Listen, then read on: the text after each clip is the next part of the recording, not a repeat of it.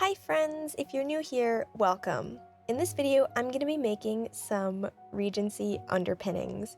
Now, if you're confused that my voice does not match up with the video, it's because, once again, I failed at recording half-decent audio. So this is all going to be done in voiceover. Anyways, I am making some Regency underpinnings. Why, you might ask?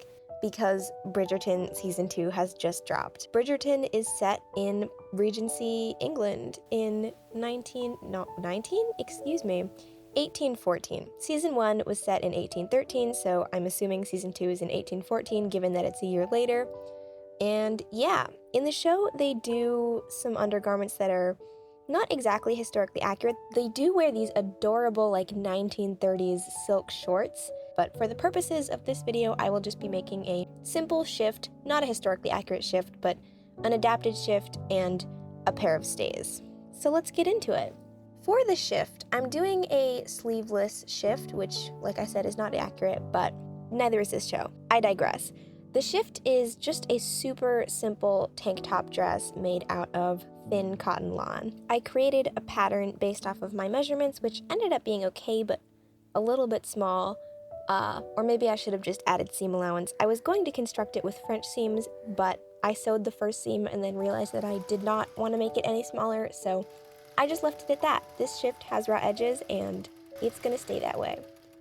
As far as the neckline, I did a little drawstring casing, and before I created the casing, I cut a little slit in the front and did a buttonhole stitch around the edge to allow for a place to insert the string.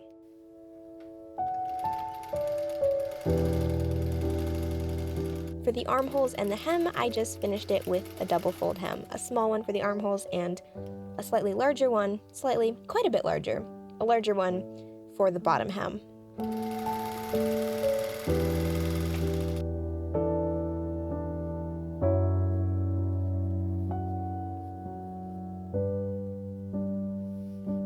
Moving on to the stays. I started by drafting a pattern flat on paper based off of my measurements. I kind of created my own method for this, so if you're interested in learning how I did this, let me know in the comments below or on the side, whichever way it is, and I will make a video on Instagram about how I did this.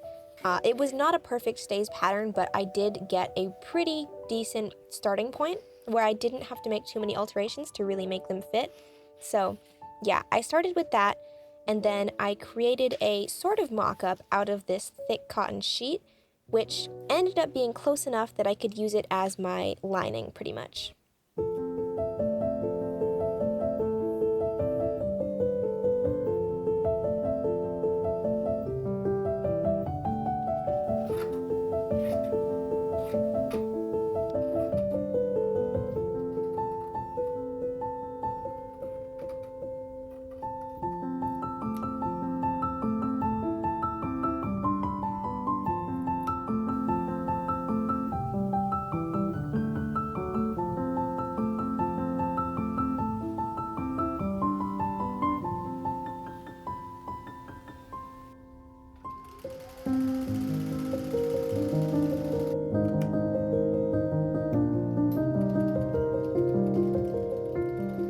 Originally, I was going to have these stays be front and back lacing, mostly because I thought it would be easier to pattern them, I could pattern them less precisely, but what ended up happening was that the front was too wide, so I just sewed it together and ended up with just back lacing.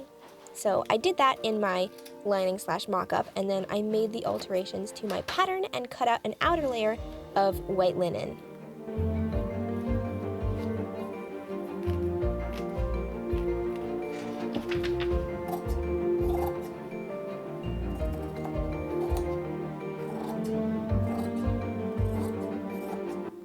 The outer layer was constructed the same exact way as the inside.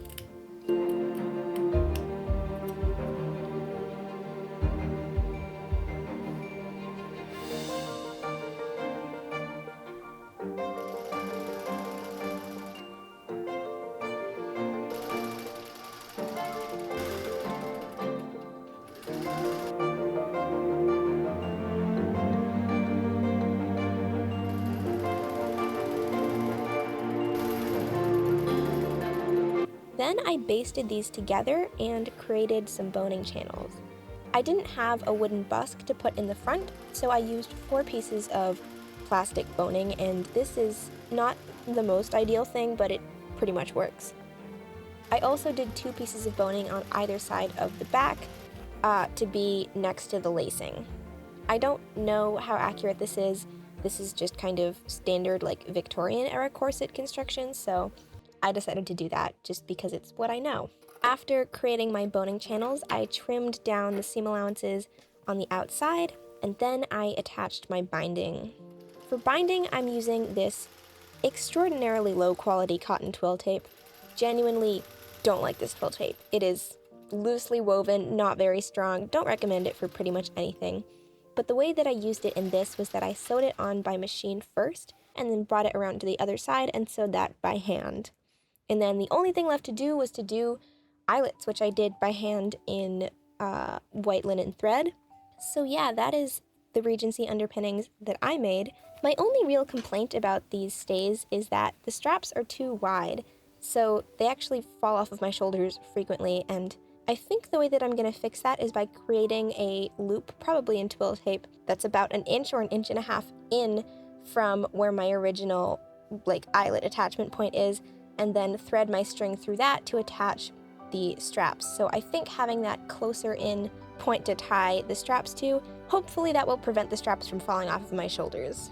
Other than that, I'm not going to give any of my commentary on the show in this video. I will in my next video, in which I make a dress. If you learned something or if you enjoyed this video, please like, comment, subscribe, share it with your friends, share it on Facebook, I don't know.